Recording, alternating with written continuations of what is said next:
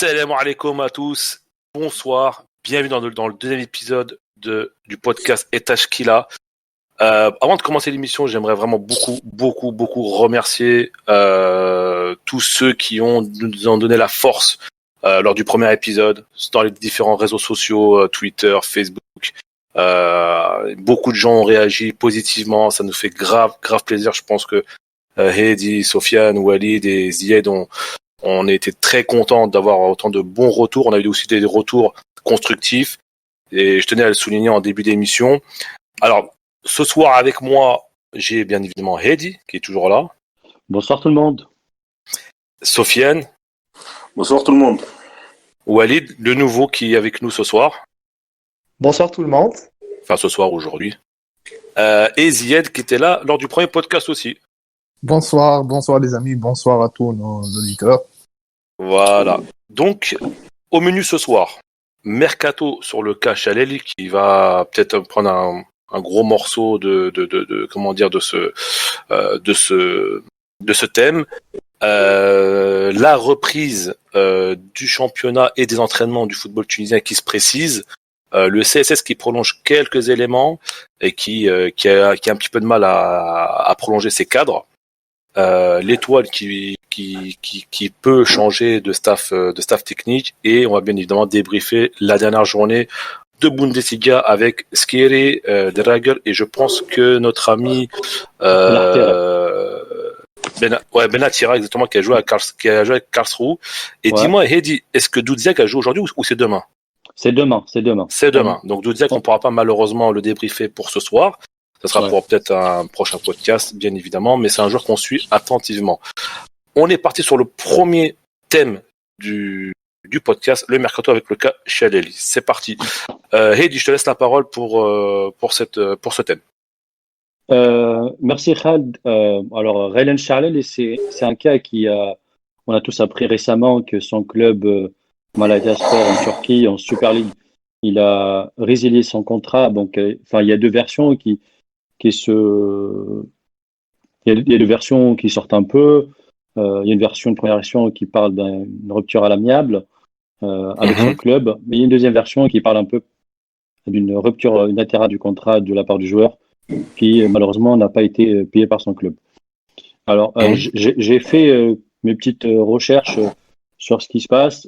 J'avoue que pour l'instant, il n'y a pas beaucoup de choses qui filtrent. En tout cas, ce qui est sûr, c'est qu'aujourd'hui, Raylan, il quitte son club en Turquie.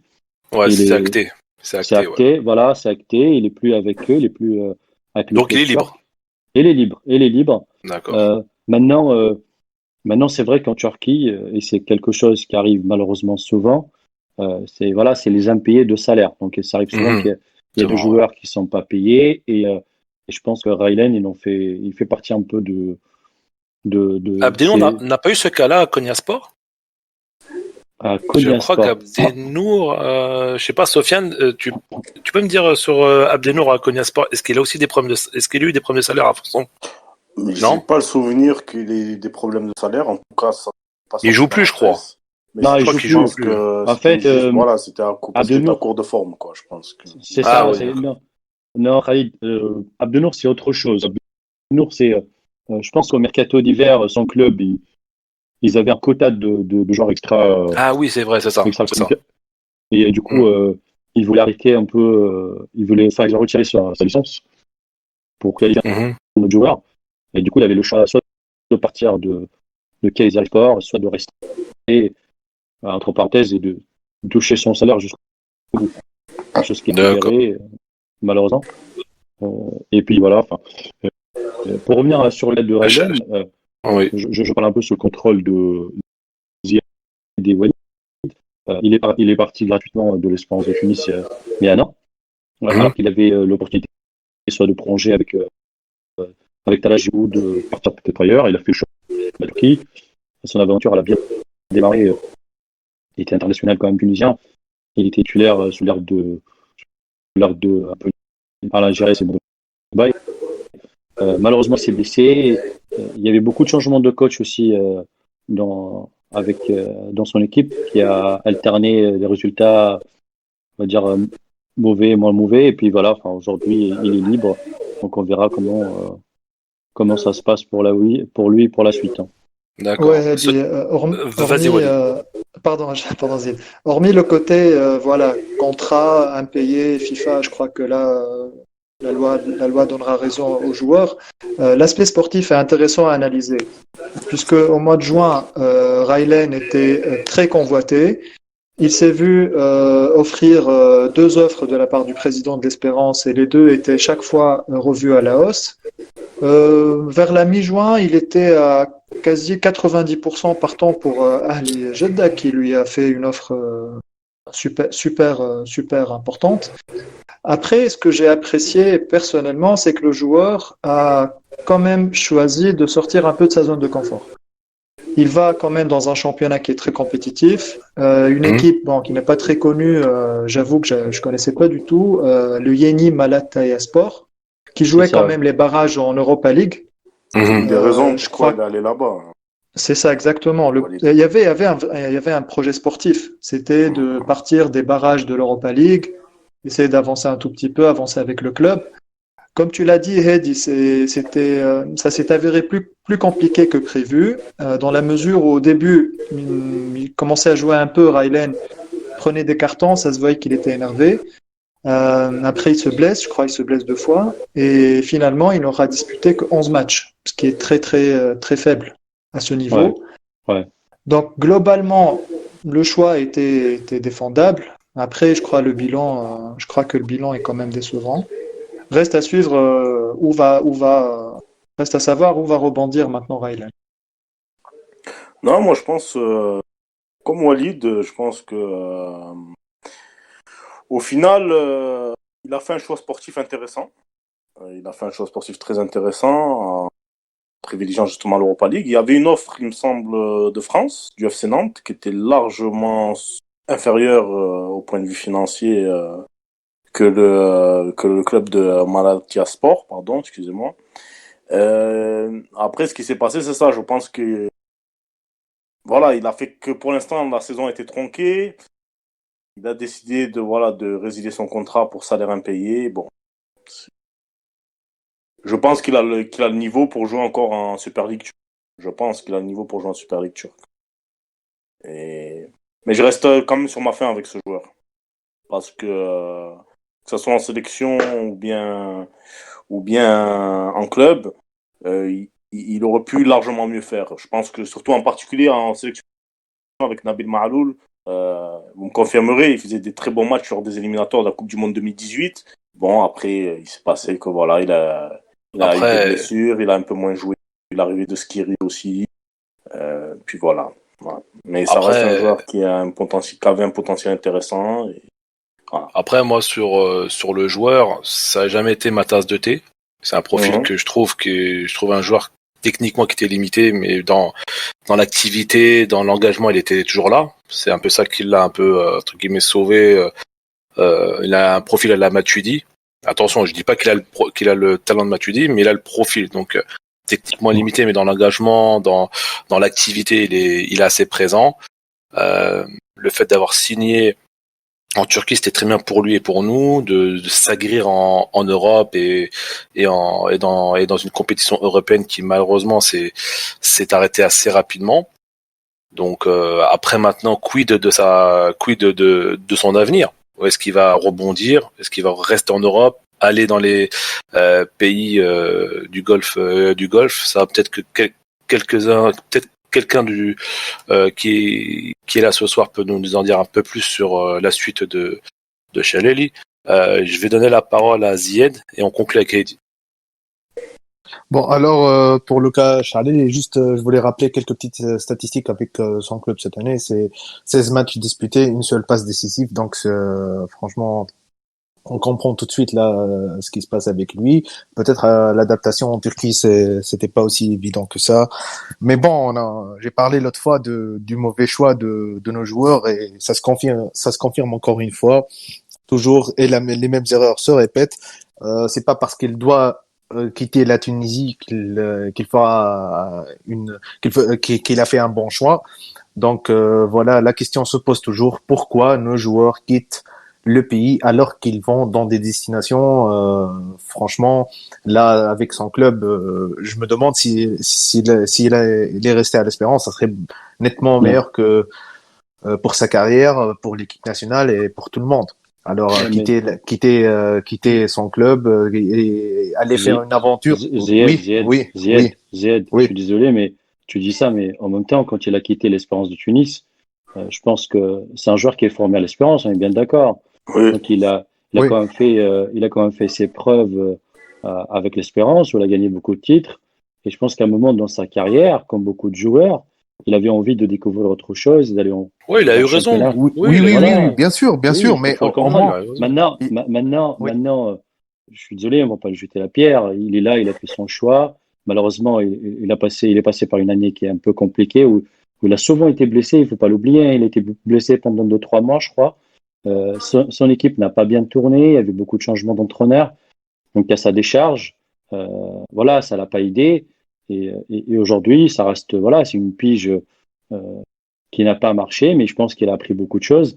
Et d'après ce que je sais, il n'a pas une volonté de revenir un peu en championnat tunisien, parce qu'il y a des rumeurs qui le renvoient à l'Espérance de Tunis, ou même aller dans les pays de Golfe. Il a la volonté de rester en Europe. Il travaille peut-être pour rester encore en Turquie. Il a quelques pistes. C'est assez tôt pour le savoir, parce que voilà, la saison reste encore une dizaine de journées, je crois, en Turquie. Et comme les autres pays en D'ailleurs, la Europe, reprise est bien et pour bientôt, Eddie. le 12 juin, ouais, le 12 juin. 12 Le 12 juin, juin, là. le 12 en Turquie.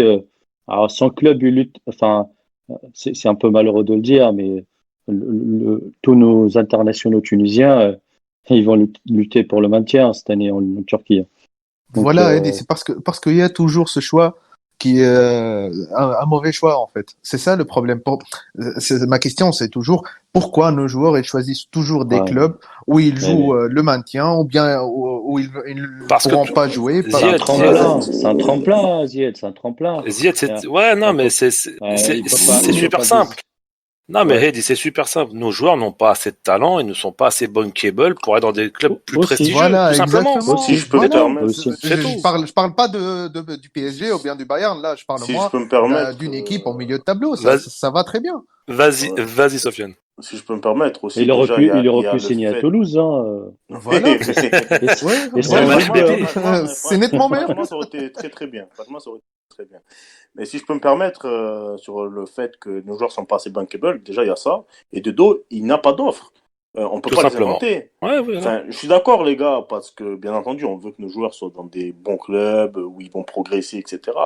Mais à un moment donné, il n'a pas d'offre. Donc, il prend la première offre qu'il a devant lui.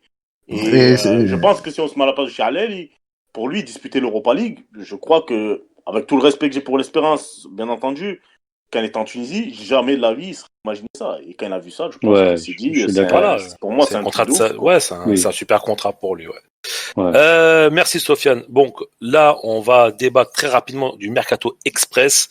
Je sais que Heidi, Walid et Zied ont des news assez rapides à nous dire avant qu'on passe sur le prochain sujet qui est la reprise des entraînements et du football en Tunisie. Heidi, à toi, Walid et Zied ensuite.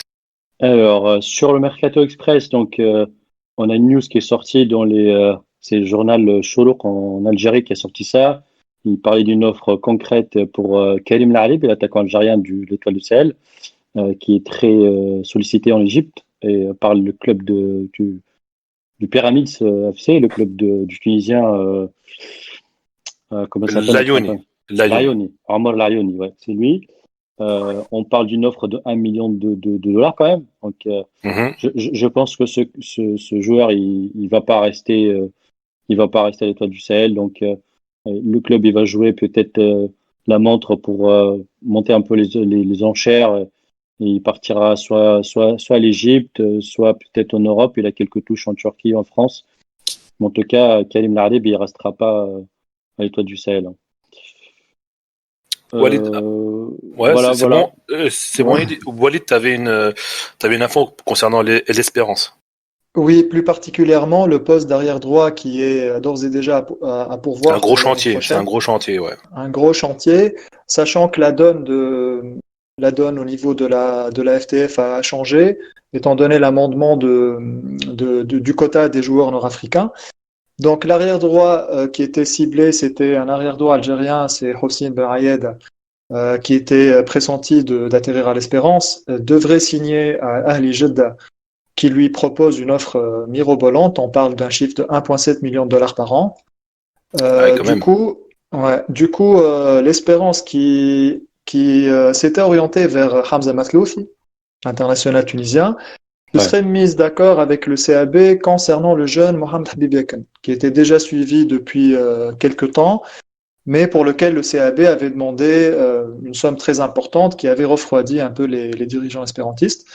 On parle d'un accord de principe, c'est pas encore confirmé. On parle très bon joueur, Walid, très bon joueur. Très prometteur, oui. Je pense qu'il a capitaine un palier même encore cette année, non?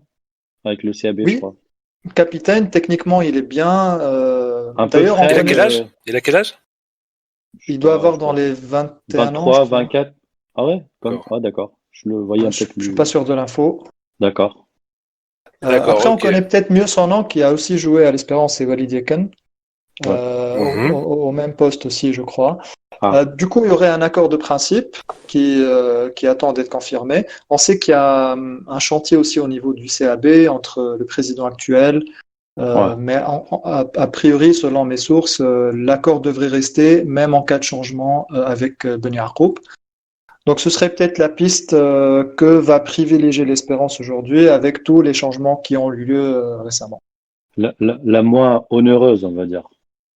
Et celle qui lui permettrait de garder ses meilleurs éléments au niveau du quota des joueurs étrangers, parce que c'est un vrai casse-tête. Ça mérite un vrai casse-tête podcast pour l'Espérance. Ouais. D'ailleurs, on en parle un peu dans le prochain podcast, je pense. Oui, dans le prochain. C'était l'info. Merci, alors, Walid. Pour moi, je viens de recevoir une petite information il y a quelques minutes, et apparemment l'Espérance est en contact avec Hamdi Naguez, qui, je pense, d'accord. Oui, tu fais bien de le signaler, Zied. Oui, vas-y. Naguez serait peut-être en 3e position après Mathlouthi. D'accord. Ok. Donc ça veut dire qu'on a Yakan en premier, Mathlouthi deuxième et Neguez en 3e. C'est ça, Walid? Voilà. Et l'Algérien, on peut oublier. Non, c'est trop cher. C'est trop cher. 1,7 million, le talage, il ne pourra pas le payer. Naguez, ça risque de faire grincer des dents du côté du Sahel. Sûrement, oui. Oui. Mais en tout cas, Naguez est une très bonne affaire si ça. Il est gratuit, hein. Il est libre. Oui, en plus de ça, il peut jouer en axe de la défense et comme arrière droit. Donc c'est un joker, on peut dire. D'accord. Voilà. Donc Samah Derbel, il sera libéré, c'est ça? Je pense que Samah Derbel, il sera libéré à la fin de l'année. Il est en fin de contrat. Il a signé un seul. Oui, voilà, exactement. Son contrat prendra fin cette année. Donc je pense je suis pas sûr, mais je pense que Samah Derbel, il va quitter l'Espérance. Il va essayer d'avoir un bon contrat. Je suis pas sûr. Il va essayer d'avoir un bon contrat. C'est marrant, c'est pour l'anecdote et je pense que je vais pas m'attarder sur ça, mais la filiale CAB ou la filière CAB avec les arrière droits à l'Espérance de Tunis, c'est quand même une belle histoire. Hein. Oui. Ehab Lembarki, Bilal Yakin, Walid Yakin, Sohail Berradia. Ouais, c'est l'autoroute Tunis-Bizerte. Voilà, je peux dire. Mais je pense qu'on en reparlera dans le prochain. Je pense qu'on en reparlera très prochainement dans le prochain podcast Espérance. On va parler de cette filière d'arrière droit entre Bizerte. Je pense qu'on va faire un condensé de tout ça. Est-ce que Zied, tu as terminé, qu'on puisse passer au prochain sujet? Zied? Allô? Oui, pardon, ça a coupé. Apparemment, il y a un problème avec la connexion. Vas-y. Et vous pouvez répéter la question, s'il vous plaît, ça a coupé. Non, vas-y. Sur tes news Mercato, est-ce que tu as que ça oui, je n'ai que cette information. Hein. D'accord, très très bien. Eh ben, c'est parti pour le prochain thème, qui est la reprise des entraînements et du foot en Tunisie. C'est parti. Donc, comme vous le savez tous, la Bundesliga a déjà repris il y a déjà 2 semaines. Donc maintenant, tous les championnats commencent à reprendre petit à petit. On sait que la Liga espagnole reprend le 8 juin. On a parlé de la Turquie qui reprendra le 12. Donc la Tunisie commence à se préparer à une reprise progressive qui se fera à partir du 4 juin avec des entraînements qui, alors d'après le PDF de la FTF, ce sera des entraînements en plein air. Bon, ça, pas de problème, on est habitué. Interdire les rassemblements, commencer par des entraînements individuels pendant 10-15 jours, ensuite par petits groupes, interdire les transports entre les joueurs dans les gouvernats en Tunisie. Ça concernera la LP1 et la LP2. Apparemment, ils veulent faire... Vas-y, dis-moi, Eddy. Pas toute la LP2, en fait. Alors, c'est le protocole de la fédération. Mhm. Moi, j'aime bien le design et l'UX de PDF. Et D'accord. je pense qu'on va s'arrêter là parce que Ça marche. concrètement, appliquer ça, tu peux le faire peut-être sur 2-3 équipes, mais va demander des équipes qui ont des joueurs un peu partout en Tunisie et de mettre des règles et des interdictions aussi strictes. Je pense que la volonté de la fédération, c'est justement d'imiter un peu les exemples en Europe. Surtout de l'Allemagne. De l'Allemagne, ce qui est une bonne chose, mais faut peut-être être plus pragmatique et factuel. Et la reprise, elle va se faire pour les clubs de Ligue 1. Il y a 4 clubs de Ligue 2. Et là aussi, en Tunisie, on a l'esprit très créatif. Donc, on a inventé un espèce de barrage pour la Ligue 2 pour 4 clubs. Bon, les autres, ils sont déjà en vacances. Mhm. Et les 4 clubs, ils vont pouvoir s'entraîner pour faire le barrage et l'ascension en Ligue 1. D'accord, ok. Donc la Voilà, LP2, c'est juste pour ceux qui sont concernés pour la promotion en LP1. Et sincèrement, pour la LP1, il faut voir un peu sur la durée, parce que la fédération, il parle d'une reprise au mois d'août, sauf que la Confédération africaine de football, elle aussi, elle est en train de mettre en place son planning. Il faut que ça se matche, et sur la durée, je parle, même si là, on parle de juste une reprise d'entraînement. D'ailleurs, j'ai vu les premières photos de l'Espérance de Tunis qui a repris déjà l'entraînement. J'ai du mal à voir comment ça va se concrétiser d'ici au mois d'août. J'ai du mal. D'ailleurs, est-ce qu'on a une première date de reprise? Je crois que je l'avais vu, mais je l'ai un peu oublié, Heidi. Je ne sais pas. C'est début août, je crois. À mes informations, je pense que ça sera au début du mois d'août. D'accord, Ouais. début août. Mais c'est tout à fait logique, parce que, excusez-moi de vous couper, j'ai vu un peu les matchs en Allemagne et vraiment ça fait mal au cœur d'avoir ces joueurs il y a beaucoup de blessés, il y a beaucoup de blessures musculaires, donc les clubs ils prennent un peu leur temps de faire une une très bonne préparation, voilà, pour éviter tous les problèmes et tout. Rappelons qu'on a aussi des qualifications pour la CAN. Oui. 2000 et que ça sera probablement reporté la CAN 2021. D'ailleurs, la CAN, oui. D'ailleurs, il parle de la reporter, en 2022. Oui, exactement, oui. Voilà, la fédération a fait un bon choix. Il y a autre chose aussi, c'est que les blessés, les cas du coronavirus ont beaucoup diminué en Tunisie. On signale que juste les gens qui reviennent d'autres pays, les rapatriés, donc sont les malades. Il n'y a pas de contamination au sein de la population. Donc, je pense que ce problème de coronavirus est presque résolu en Tunisie. Donc, ça va jouer tranquillement, alhamdoulilah. Ouais, c'est une bonne chose. Oui, s'il y a un pays où on peut jouer le football, c'est la Tunisie. Eh ben, tant mieux. Oui. Qui l'aurait cru? Ouais, Zied, oui. Je sais pas trop, mais ok pour jouer au football, mais il faut les stades pour le faire. Aussi. Ça, c'est un autre débat. Par exemple, on fera un podcast sur les infrastructures. Par exemple, juste une petite parenthèse, au Japon, ils parlent de reprendre le championnat et de faire que des matchs de la même région. Ils veulent éviter de faire des grands déplacements, de faire des milliers de kilomètres. Et d'après ce que je parle sous ton contrôle, apparemment c'est ce qu'ils veulent peut-être faire Fetouns pour l'instant. Ne pas aller trop loin. Par exemple, tout à l'heure, ils vont pas aller jusqu'à Agabès ou pour l'instant. Enfin, je sais pas. Ça sera impossible. Ça a été refusé. Ça a été refusé. D'accord, ouais, c'est impossible. Les équipes qui jouent le maintien, elles veulent absolument jouer leur match à domicile. Donc, d'accord. Ça se discute même pas, je pense, en bas de tableau. Ouais, d'accord. Je pense que l'Angleterre aussi, ils ont proposé le même modèle. Enfin, disons qu'en Tunisie, on a bien copié les autres, tant mieux. Donc, Tant mieux, bien sûr. on voulait un peu copier le modèle anglais, qui était plutôt une proposition et qui est finalement qui a été refusé. Donc voilà. Enfin, on verra après comment ça se passe. Euh, il y a aussi tout l'aspect juridique et des contrats, l'aspect mercato. Euh, je sais qu'il y a beaucoup de joueurs qui seront soit en fin de contrat ou qui vont peut-être commencer une nouvelle aventure. Il faut voir comment ça se passe. Parce que finalement, si tu as des joueurs tunisiens qui sont intéressés par des départs au mercato, soit en Europe, soit ailleurs, et si le championnat tunisien il continue jusqu'au mois d'octobre, je vois pas comment la fédération va gérer ces cas. Je vois pas. En tout cas, voilà, la reprise, c'est bien, c'est une bonne chose. Maintenant, il faut voir comment ça va être géré concrètement. Voilà. Moi, je pense que justement, je suis un peu sur la même directrice que Eddie, dans le sens que c'est bien d'avoir une reprise, mais il faut voir comment elle va être gérée. Il faut voir comment elle va être gérée, il faut voir sur les déplacements, il faut voir sur dans les stades comment ça va se passer, les mesures de sécurité entre les joueurs. Et j'ai envie de dire aussi, voilà, les infrastructures aussi, parce que ça va enchaîner quand même pas mal de matchs. Donc voilà, pour boucler le championnat le plus rapidement possible.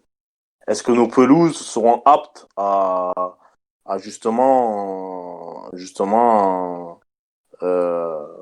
accueillir plusieurs matchs dans une semaine, par exemple? Je suis d'accord, hein, Sofiane. J'ai N'oublie un pas une petit doute chose. avec ça. J'ai un Euh, petit doute Ça, avec ça, ça. Sofiane, n'oublie pas que Mhm, ça va se jouer au mois de juillet-août, hein. exact. À 35 Très degrés chaud, très chaud, dans le très chaud. sud à Tataouine ou à Ardèche, Ah, ça monte à 40-50 là-bas, hein. ça Il y a monte à pas 40. Soit ils vont jouer tôt le matin, soit le soir. Et sauf que comme le soir, t'as pas de matériel et t'as pas d'éclairage. d'éclairage pour jouer les matchs le soir. Voilà, c'est inhumain, limite, hein. On verra comment Non, ça se ça va être passe très compliqué, ouais. Ça va être très compliqué, ouais. sur, Sachant que sur une, déjà, sur une pelouse synthétique. Ça va être compliqué, c'est déjà, clair. déjà les équipes s'entraînent à 17h, quoi. C'est-à-dire qu'ils s'entraînent pas à 14h ou le matin comme ici en France.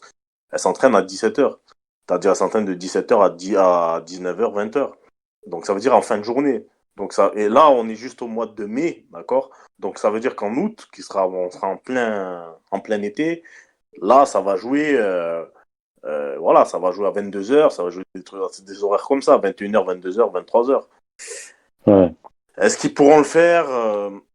J'ai des doutes sur la logistique, j'ai des doutes sur les infrastructures en Tunisie. Ouais. Pour moi, je vois juste que notre ami, le président de la fédération, est dans une optique de faire son argent. Et puis voilà, quoi. C'est juste ça que je vois, quoi. Je vois pas, je vois pas autre chose. Ouais. Donc voilà. Vas-y, Zied. Vas-y, Zied, à toi. Bon, je partage l'avis de Sofiane sur l'infrastructure, pardon, et tout, mais il faut bien terminer le championnat. Après, il n'y a pas 36 000 solutions en Tunisie. Si tu décides de jouer de terminer, pardon, le championnat sur le dernier classement, en fait, il y aura beaucoup de problèmes, surtout en bas de tableau. Je peux même vous assurer qu'il y aura des manifestations un peu partout en Tunisie, donc ça sert absolument à rien de prendre ce risque-là. Et aussi pour le maintien, hein, pardon, aussi pour la montée de la deuxième division. Donc voilà, il faut reprendre le championnat. Bon, Dieu merci, ça sera au mois d'août. Il fera très très très chaud, je peux vous le confirmer. Je ne sais pas comment ils vont procéder justement dans les stades où il n'y a pas d'éclairage. Je pense qu'ils joueront peut-être, si le coucher du soleil est à 19h, ils joueront peut-être à 16h30 le match. Donc ça sera l'unique heure de jouer un match de football sans trop de chaleur. À part ça, je ne vois pas franchement de solution. Hein. C'est l'unique. De toute façon, Zied, il reste combien de journées maintenant? 6, c'est ça? 6, peut-être un peu plus. 6, hein, à peu près, je Ouais, crois. Hein. je suis peut-être un peu plus parce que la phase retour on n'a pas joué beaucoup de matchs en phase retour. Donc je pense que D'accord. c'est un peu plus de 6 matchs. Je pense que 6 c'est un matchs. peu plus de 6 matchs. Ouais, ça peut Ouais. être très rapidement plié. Ouais. Il reste un Ouais, tiers du voilà, championnat, exactement. grosso modo. En grosso Il reste modo, un il reste tiers. un Il y a tiers. aussi Ouais. la coupe, n'oublions pas la coupe de Tunisie. Ah oui, Bon, exactement, la coupe. peut-être la coupe, elle sera annulée, je ne sais pas franchement, mais Et la pour le Super Coupe championnat. aussi.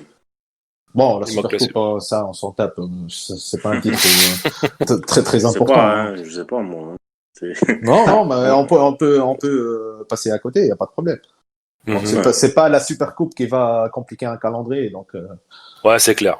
S'il faut bien c'est pas la sacrifier quelque priorité chose, en fait. Oui, voilà. oui, s'il faut Exactement. bien sacrifier quelque chose, c'est la Super Coupe de Tunisie. En À la plus, la rigueur. Super Coupe, ça allait passer sur la chaîne Alcas, donc je pense que sans public, Non, mais ça ne sert absolument à rien. Oui, Zied, oui, imagine une seule seconde, un, je sais pas, un 14 août là, un match entre Daïf et l'Espérance du Tunis à 14h30, où déjà il n'y a personne qui va regarder la télé, à huis clos là. oui, voilà. Franchement, c'est quoi l'intérêt de jouer au mois d'août? C'est quoi l'intérêt? Bah, C'est tout quoi simplement, l'intérêt? c'est que tous les clubs ils seront contents, il y aura pas de problème. Hein. Celui qui réussira à se maintenir, il sera en Ligue 1. Celui qui descendra en Ligue 2, au moins, il peut Ouais. pas parler trop. Hein. Voilà, Ouais, tu as mais mérité ce que. c'est ce que je dis souvent. C'est pour une situation exceptionnelle, il faut des mesures exceptionnelles. Et là, j'ai le sentiment que la fédération, elle essaye de faire plaisir à tout le monde, essaye de Voilà, finir le exactement. championnat.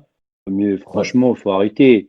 L'Espérance du Tunis, il sera champion. Voilà, enfin, tout le monde le sait. Mhm. Euh, pour le maintien, on verra qui va le descendre. Le maintien, c'est serré. Hein. C'est Ouais, serré, Ça, voilà, ça exactement. tient à 2 points à peu près, c'est à 2-3 Ouais. points. c'est serré, Très mais serré. ça va. Il n'y aura pas de guerre civile. Il faut arrêter. C'est du football. Il faut voir aussi le côté. Oui, mais pour le bien des clubs tunisiens, surtout au niveau financier, il faut absolument que le championnat reprenne. Lequel? C'est vital. On parle pas de RMC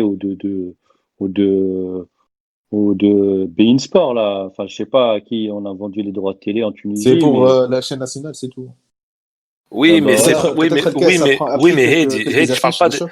oui, mais Heidi, je parle pas forcément que des droits télé. Je parle aussi des sponsors. On sait que Ooredoo a suspendu son contrat avec le club africain et aussi Oui, c'est vrai, c'est avec vrai. la FTF. Donc forcément, il y a moins de visibilité pour le sponsor maillot. Faut penser à tout ça. Faut pas penser qu'aux droits télé. Je sais que RMC n'a pas racheté les droits de la Tunisie. Ça aurait été bien pour nous. Et je suis même pas sûr que la chaîne Mais bon. nationale elle paye les droits. Hein. Et encore, Si, voilà, si, ouais. si, il paye. Ils payent. Si. Ouais, oui, Ça a été un grand débat. Ça a duré 2 mois et que les matchs sont Oui, diffusés cet été, en ouais. Cet streaming. été, ouais. Ouais, Exact. c'était très Je me très chaud rappelle très entre bien. la fédération et la chaîne Ouais. nationale. D'accord, D'accord. ok. Eh ben, c'est sur ça qu'on va conclure sur la reprise du championnat de la LP1 Juste et du un championnat de avis, Tunisie. Vas-y, Walid. Ah, on a retrouvé juste Walid, un c'est avis, bon. Khalid. Désolé, je vous ai momentanément un peu perdu. C'est pas Alors, grave. Du moins, quand t'as retrouvé, c'est le principal. super. Alors, j'ai entendu les avis. Je suis d'accord, je suis en phase avec ce que vous avez dit. Bon, sur les mesures sanitaires, c'est un truc classique, ça peut s'organiser. Maintenant, deux grandes réserves. Moi, j'ai vu le grand B sur l'alinéa 4, calendrier de reprise. Je trouve ça très bateau. C'est mentionné programmation de 2 à 4 matchs play-off au maximum pendant la dernière semaine de juin. Alors, au maximum, c'est quoi? C'est 2, 3, 4. On fait 2, on fait 3, on fait 4, c'est pas clair. Après, je pense qu'il y a un vrai risque, parce qu'on parle de risque sanitaire, il y a un vrai risque de déshydratation au niveau des joueurs. Et là, c'est vraiment mise en péril de la santé des joueurs. Maintenant, je Après, rejoins. Walid, par rapport à ça, on peut faire des pauses, comme on fait en Europe, des pauses fraîcheurs au milieu de chaque mi-temps, où les joueurs Ouais, mais peuvent se séparer et boire de l'eau. On peut mettre des bouteilles à 2 mètres chacune et chacun boit sa bouteille d'eau pendant 2-3 minutes. Après, on reprend le match. Tu peux le faire. peut-être. Tu peux le faire. Peut-être. Après, Comme c'est l'a très bien des dit mesures. Eddy, et comme l'a très bien dit Eddy, crise exceptionnelle, mesure exceptionnelle. Donc on peut le faire. Si on se donne les Oui, moyens, on peut le faire. oui. Après, tenant compte de la réalité tunisienne, c'est encore Water des break. mesures prises par des personnes qui n'ont jamais joué au foot. C'est les mêmes personnes qui avaient planifié des matchs de coupe à 14h, à 15h. C'est criminel. Faut arrêter de faire ça. Maintenant, je suis d'accord, il faut que ça finisse parce que contrairement à la France et à d'autres pays, si aujourd'hui tu viens, tu dis stop au championnat et on va cumuler les points et on va mettre la moyenne des points, etc. Moi, je peux pas garantir que ça ne parte pas dans tous les sens. Déjà, on voit que du côté de Lyon, la réalité n'a pas été acceptée. En Tunisie, je peux te dire, c'est Tu auras vraiment, 14 lions, c'est ça? enfin, t'auras pire que ça en fait. Ça veut Ça dire qu'en partirait dans Tunisie, tous les il sens. y aurait 4. C'est un peu compliqué quand même. 14 Ouais, ouais. Jean-Michel Aulas, c'est C'est Non, très vraiment, compliqué, c'est très compliqué. on a 12 millions de Jean-Michel Aulas en Tunisie, je te le dis. Ouais. c'est pas faux. C'est pas faux. Dont toi le premier. Dont toi le premier. Ah, mais moi, à partir du moment qu'au Marseille est en Ligue des Champions, ça me va. Ah, exact. Donc moi, pour conclure, je dirais oui pour la poursuite du championnat. Maintenant, avec le moins de dégâts possible, j'espère. Faut limiter les dégâts. D'accord. Bah, merci beaucoup de ton avis, Walid. On va tout de Merci. suite enchaîner sur le CSS qui prolonge plusieurs de ses joueurs, dont le gardien Dahmen. Dahmen qui a prolongé, ainsi que Sabri Ben Hassin, qui est toujours en négociation avec son capitaine Hamza Massoul, c'est qu'on a parlé dans le précédent podcast, de ces deux actions, Annie Amamo et Nassim Henid. Henid qui avait des petites rumeurs sur l'Espérance. Est-ce qu'il y en a qui peuvent m'en dire un peu plus? Oui, son nom est revenu du côté de l'Espérance. C'est un très bon défenseur, Henid. Il a International, toujours hein. fait partie, ouais, Oui, il a toujours fait exactement. partie du giron international depuis les catégories de jeunes. Oui, c'est vrai. Après, il faut voir est-ce que le CSS est vendeur ou pas. Est-ce que l'Espérance souhaite vraiment avoir ce profil-là, sachant que dans l'axe, il y a le jeune Algérien. Est-ce qu'il va rester ou pas? Oui, comment il Ouais. s'appelle? Tougaï. Toga, Tougaï. Tougaï. Mhm. Ouais, mais c'est un vrai élément débat, d'avenir. hein. Ouais. Le quota des 5 joueurs tunisiens qui va être imposé, l'Espérance, je pense que l'Espérance de Tunis va revoir tous ses plans Ouais. avec les Exactement, Algériens. exactement.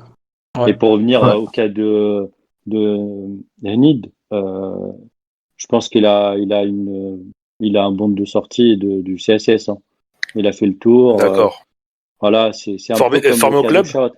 Formé au club. Ouais, en fait, Formé au club, d'accord. ce qui est bien avec le CSS, je suis un peu d'accord avec. Je crois que c'est Walid qui disait que Nassim Henid était dans le genre de l'équipe nationale et c'est une équipe qui forme souvent des bons joueurs, des bons profils, qui font toutes les classes des jeunes en sélection nationale. Là aujourd'hui, ils ont prolongé le gardien Amen Dahmen et ils ont prolongé aussi Hossam Degdoug, l'arrière gauche, au défenseur central aussi. Aujourd'hui, ils ont, je crois, prolongé Wassim Qaroui, un milieu de terrain. Il y a un jeune de l'équipe U20 aussi qui a été prolongé. En tout cas, leur politique de toujours se faire, c'était justement de, de se baser sur ce vivier qui est son centre de formation et puis de vendre un peu les meilleurs éléments pour pouvoir s'auto-financier et avoir assez de liquidité justement pour la pérennité du club. Maintenant, c'est bien de prolonger tous ces joueurs qui sont jeunes, qui présentent un fort potentiel pour l'avenir. La question se pose sur les profils un peu plus, je vais pas dire vieux, parce que ça reste quand même des jeunes, hein. Hamza Mathlouthi, Nassim Ouais, Henid, ceux qui ont un peu de Même, bouteille, quoi. Ceux qui ont un peu de bouteille. voilà, c'est ça. Plus expérimenté, Des vieux briscards. Des vieux briscards. c'est Non. ça. Ah, ouais, mais après, voilà, enfin, pour conclure un peu sur le CSS, personnellement, j'aime bien leur politique. C'est un club qui a toujours C'est un bien très bon formé. club, c'est un très bon club. Ouais, c'est ça, qui J'aime propose du bien. bon jeu. Je pense que là, le fait de prolonger leurs jeunes, il s'inscrit un peu par rapport à leur politique et ligne directrice de toujours. Le CSS, c'est un club qui forme, où il fait bon vivre. Et je pense que sur. C'est qui le président? C'est Khmerhem, c'est ça? Monsef Ahmed, moi. C'est Monsef Ouais. Khmerhem. Voilà, il essaye un peu de sécuriser ses jeunes avant de Qui lancer l'année était prochaine. directeur du centre de formation, il me semble, par le Ouais, passé, c'est il me ça. semble. Et leur entraîneur, c'est Fatih Jbel, si je dis C'est pas de ça, bêtises. c'est ça, c'est ça. Ouais. Ouais, c'est ça. Donc, je pense que là, il travaille sur la durée. Fatih Jbel, c'est un c'est un excellent technicien.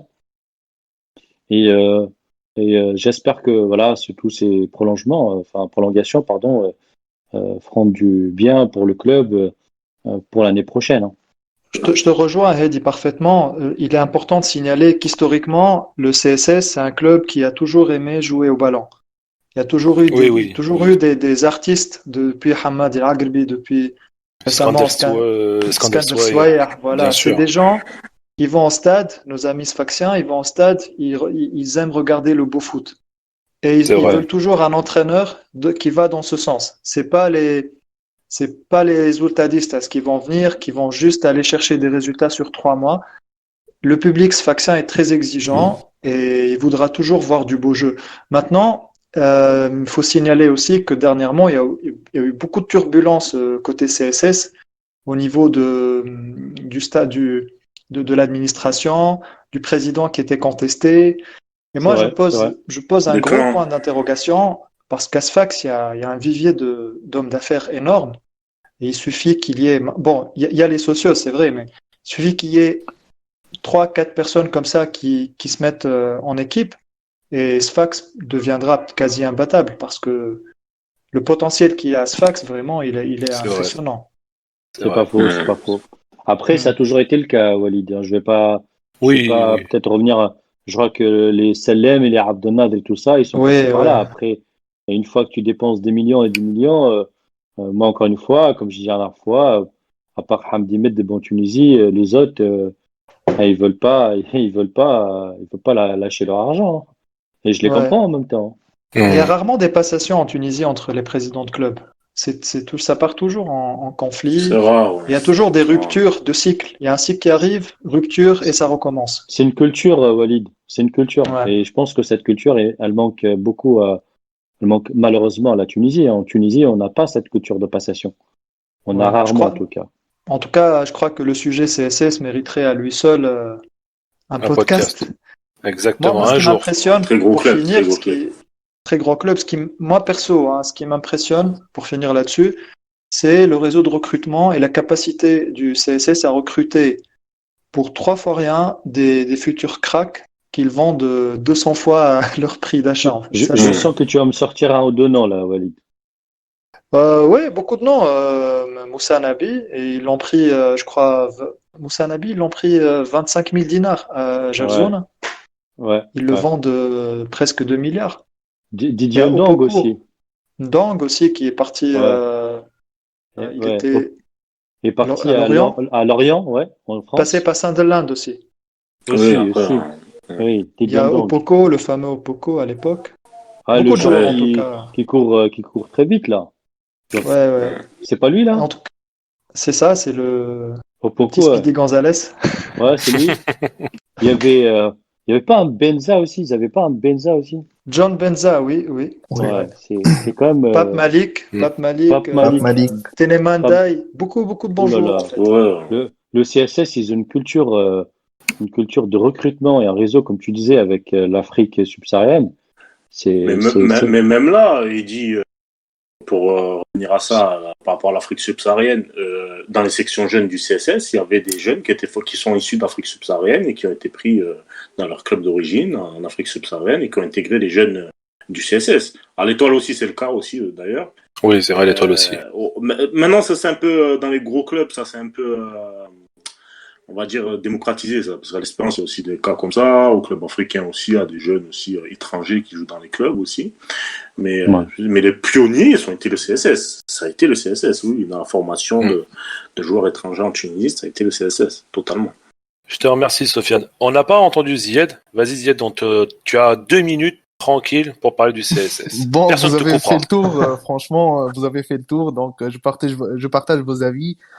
Juste que le CSS, je pense que c'est un petit pétrin, c'est entre vendre et garder les anciens. C'est-à-dire que le CSS a peut-être une chance de garder, je pense, que 2-3 joueurs de cette liste, et ils vont peut-être chercher à créer une nouvelle équipe avec un nouveau du sang neuf, pardon.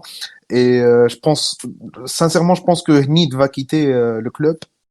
Je pense. Il a fait le tour, je pense, moi aussi. Oui, voilà, exactement. Est-ce qu'il a des pistes? Est-ce qu'il y a des vraies pistes? Non, franchement, je n'ai pas d'informations, mais T'as pas je d'infos. pense, c'est un avis personnel, bien sûr, mais je pense Mhm. qu'il quittera le club. Il ne restera probablement pas en Tunisie, il ira, D'accord. Donc plus pays du Golfe comme oui, pense. je pense pas qu'il signera, comme vous avez dit, vous avez mentionné l'Espérance, mais c'est un peu, Je, ça sera peut-être un peu difficile de le voir chez les Sorioros. L'année dernière, il y avait des rumeurs qui disaient Oui, qu'il exactement, envoyait voilà. aussi, enfin, que le club qui est pas loin de chez moi, donc le TFC, s'intéressait à lui. Il y avait eu des petites rumeurs qui étaient sorties dans la presse. Après, je pense qu'aujourd'hui, c'est plus du tout le cas. Oui, Donc, il y a eu aussi la rumeur Espérance de Tunis, donc exact. oui, je pense que si il était intéressé par l'Espérance, il aura signé l'été dernier. Mais bon, on va voir ce que la situation elle va se dérouler comment. Mais je pense que deux trois cadres ils vont quitter le club. Je le pense, c'est je, un je, avis personnel bien sûr. je peux confirmer deux choses, si vous voulez, avant de conclure. Si tu veux, Khaled, Mhm. Mhm. Hani Amemo, ce qui est sûr et certain, donc il lui reste un an de contrat, il signera pas en Tunisie et son ambition, c'est d'aller jouer en Europe. Mhm. D'accord. Et a priori, il travaille, il a des pistes pour ça. Ça, c'est C'est tout à son honneur, oui. de sources très sûres et confirmées. Et D'accord. deuxième cas je dis pas qui m'inquiète, mais qui malheureusement, je trouve que c'est du gâchis. Voilà. C'est Habib Louslet et le petit frère de Ah Kader. oui, oui, c'est vrai. Lui aussi, oui. Vas-y, vas-y. Ouais, je trouve que c'est un joueur qui est tu veux très partir, là. talentueux, exactement, qui est très talentueux, qui a enfin beaucoup de technicité, beaucoup de classe dans son jeu, qui est très rapide, qui est explosif, qui est vif. Mais malheureusement, il n'arrive pas à décoller avec le CSS et il a beaucoup de conflits. A priori, là, il va encore partir et c'est dommage. Je trouve ça dommage. Voilà. Parce que D'accord. je, je trouve que voilà, il aurait pu faire une deux, trois piges au CSS avant de repartir en Europe. Mais là, aujourd'hui, apparemment, il n'y a pas d'issue à sa situation. Je te remercie, Heidi. Pour faire une petite parenthèse avant on passe sur le cas de l'étoile sportive du Sahel. Je viens de voir une news par rapport à Chalel. Donc Chalel est le premier sujet dans notre podcast. Apparemment, il serait entre l'Espérance et une équipe saoudienne. Voilà, il aurait reçu 2 offres. Maintenant, à confirmer. Voilà, parenthèse terminée. Donc ensuite, on va passer sur le cas l'étoile après CSS. Bah forcément, on parle de l'étoile au niveau du sud de la Tunisie. Donc l'étoile qui va changer de staff technique. Est-ce que tu peux nous en dire plus, Heidi? Ouais, le toit du Sahel, c'est un sujet qui, Apparemment, Chiraoui il va intégrer le staff technique apparemment. ouais, on parle de prolongation, on parle aussi de une pige en plus avant de se reconvertir pour autre chose. Non, justement pour revenir un peu au problème de l'étoile depuis le début de la saison, c'est là où je comprends pas les dirigeants. Peut-être que vous, messieurs, vous comprenez le foot mieux que moi, ou mieux que Reza Chalfeddine, mais qu'est-ce qui se passe avec les staffs techniques à l'étoile? C'est quoi ces problèmes de casting? Aujourd'hui, tu as un club qui a commencé avec Fawzi El Benzati, qui passe avec, je crois, l'affaire Hamdi. Après, c'était l'Espagnol, Garrido. voilà, Garrido. notre ami Garrido. Garrido. Et là, c'est Qais Zouer. Et là, sauf, je ne sais pas si j'ignore quelque chose, mais l'Étoile ne joue plus en Ligue des Champions. L'Étoile est loin de la deuxième, voire la première place en championnat. Euh, 6e. Sixième. C'est Qu'est-ce qu'il catastrophique, hein, pour un club Qu'est-ce comme qu'il l'Étoile leur d'être 6e. reste? Qu'est-ce qu'il leur reste pour changer d'entraîneur maintenant? Qu'est-ce qu'il leur reste à jouer? Pourquoi tu changes d'entraîneur maintenant? Tu prépares la suite. Donc, si tu prépares l'année prochaine, déjà avant de préparer l'année prochaine avec un nouveau staff technique, et il faut déjà, je sais pas moi, tu reviennes un peu, tu fasses un peu de ménage sur ton effectif, t'assaignis un peu ta situation financière, et pour repartir de bonnes bases. Alors aujourd'hui, on parle de trois profils pour remplacer Kayse Zouer. Hum. On parle je parle aussi dans le conditionnel, on va dire. Pierre Lechantre, Daniel Sanchez et notre ami Ruud Krul, notre ami néerlandais, qui connaît très bien le championnat tunisien, qui Il est passé par le Sfax, par le club africain, par l'Espérance et l'équipe nationale. Pierre Lechantre aussi, qui connaît les championnats tunisiens via le club africain et que le club africain de Le mémoire. club africain. Et comme Daniel Sanchez. Sanchez, pareil. L'école française, c'est du classique en Tunisie. Elle a fait déjà ses preuves à l'Étoile avec Roger Lemaire et d'ailleurs, j'ouvre une parenthèse Oui, que je lui souhaite vas-y. une longue vie et puis une très bonne vu santé. les rumeurs qu'il y a eu sur sa pseudo-mort, et je trouve ça d'ailleurs dégueulasse qu'on sorte des rumeurs comme ça. C'est scandaleux et je trouve que la course au buzz aujourd'hui, elle n'a plus de limite et on n'a plus de respect pas la première à lui, fois. à ses proches aussi. Voilà, je ferme juste la parenthèse. Donc pour revenir un peu à l'Étoile, je comprends pas la stratégie de ce club. Je comprends pas les choix de Riva Sherfeddin. Je comprends pas leur direction. Qu'est-ce qu'ils veulent faire? Est-ce qu'ils veulent former? Est-ce qu'ils veulent jouer le premier rôle? C'est quoi leur stratégie? Une fois qu'on aura tout compris, on choisira le bon entraîneur. Oui, voilà, je vais rebondir sur ce que tu as dit, Hedi. En fait, il n'y a pas de stratégie claire au sein de l'Étoile. À un moment donné, après 4-5 matchs, on change d'entraîneur. Le président qui veut démissionner. Après, on revoit un retour de Zoueri. Bon, franchement, est-ce qu'il y a une stratégie?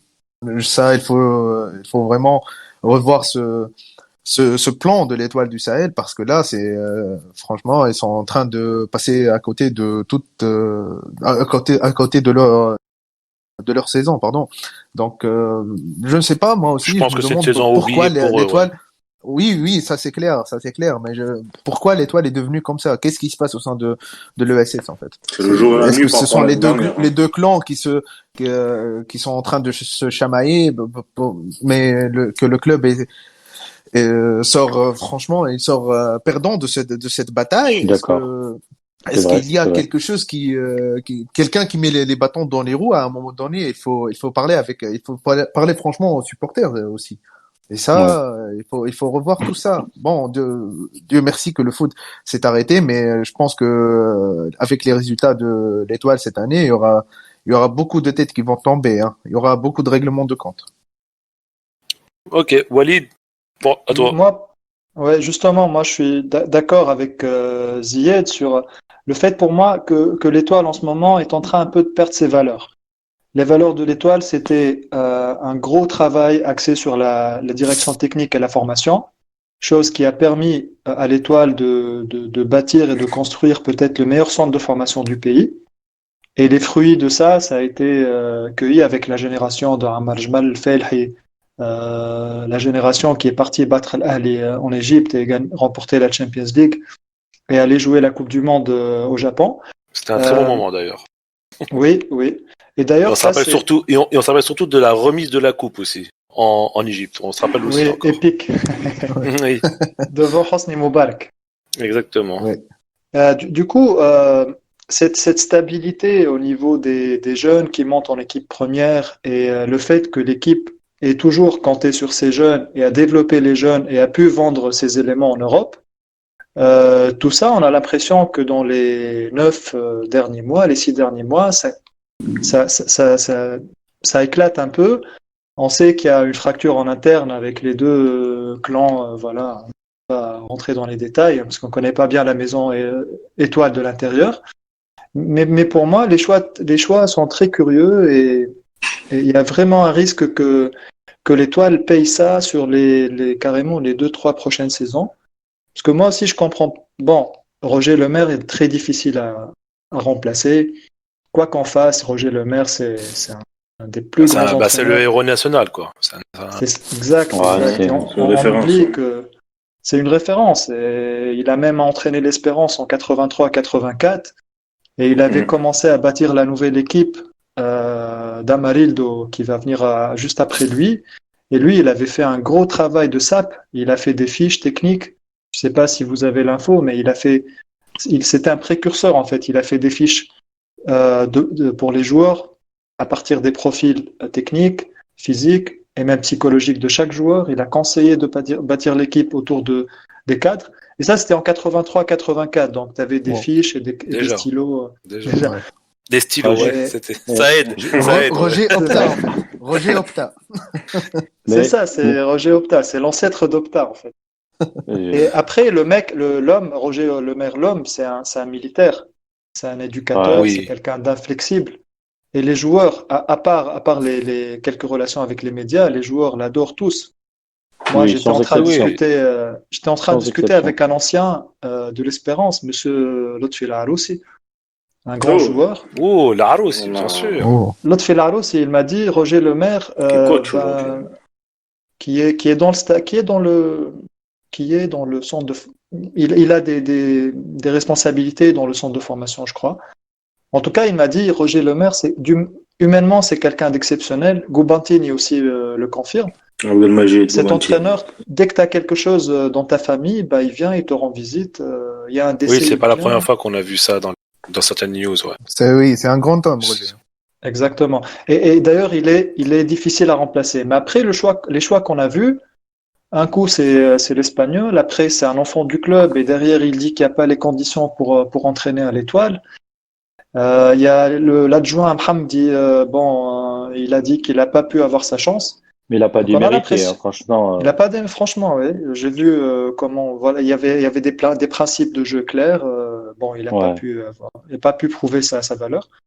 En tout cas, des choix comme ça, on se rend pas compte tout de suite, mais les conséquences, on les voit sur 2-3 saisons.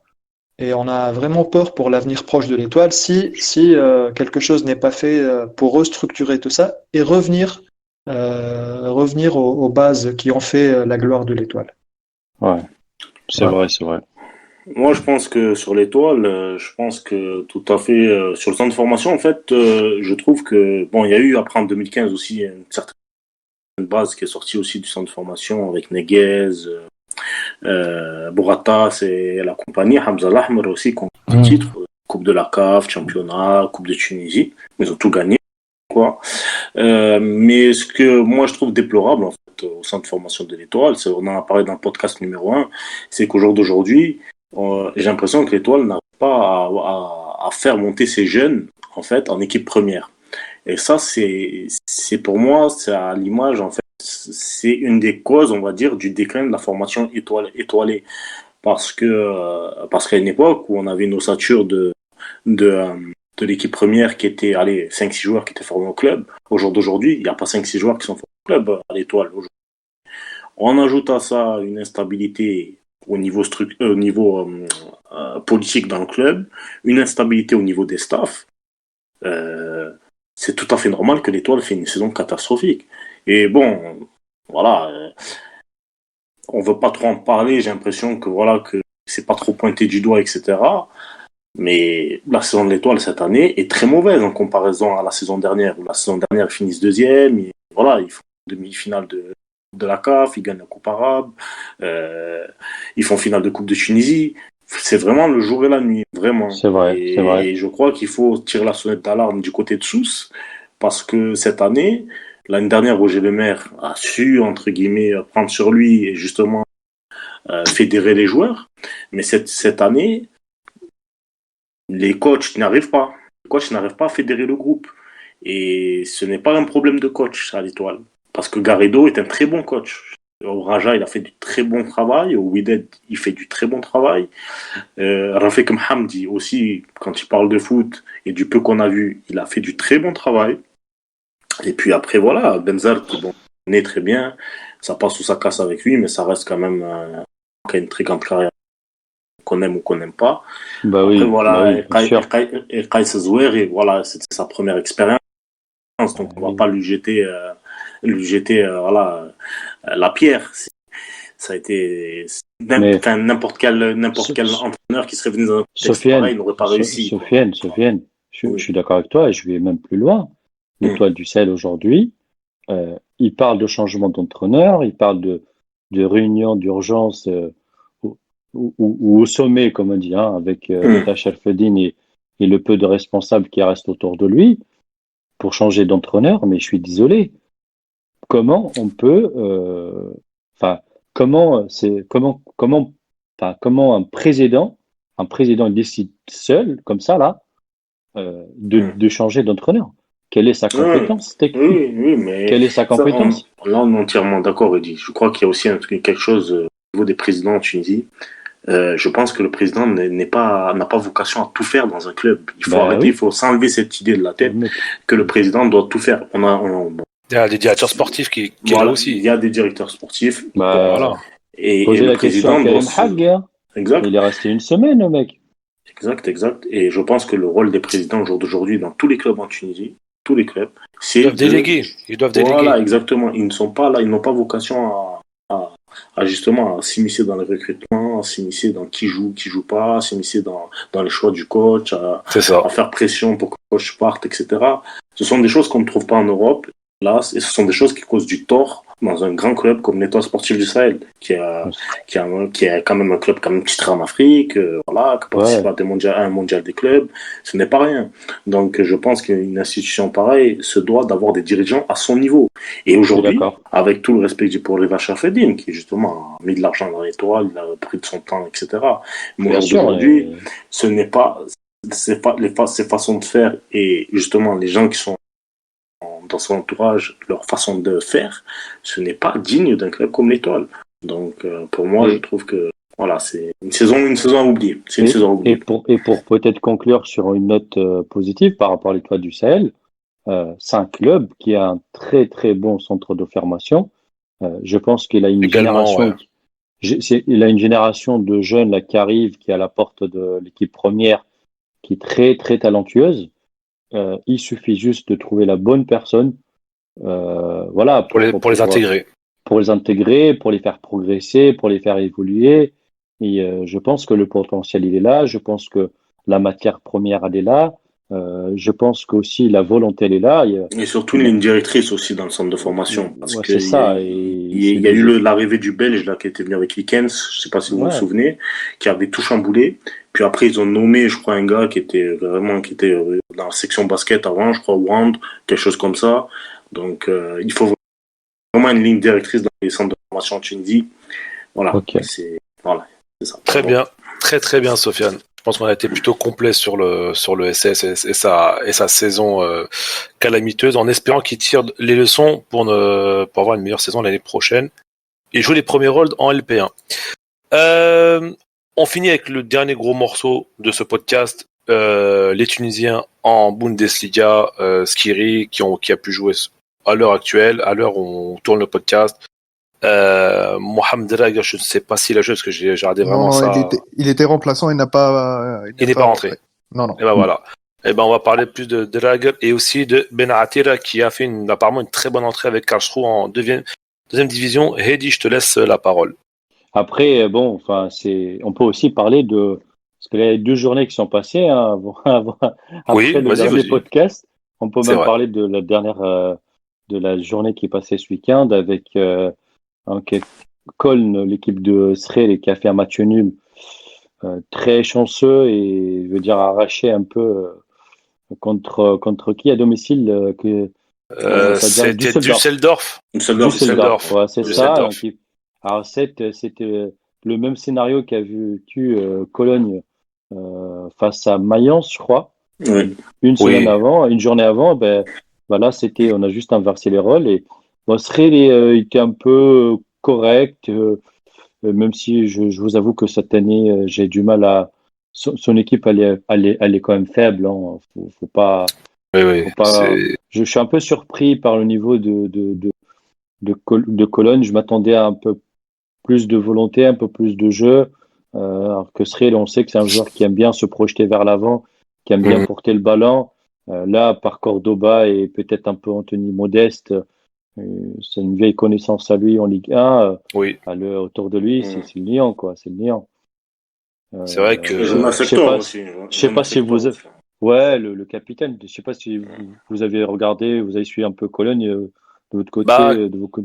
Moi, j'ai pu voir les 3 matchs. J'ai pu voir les 3 matchs de Cologne.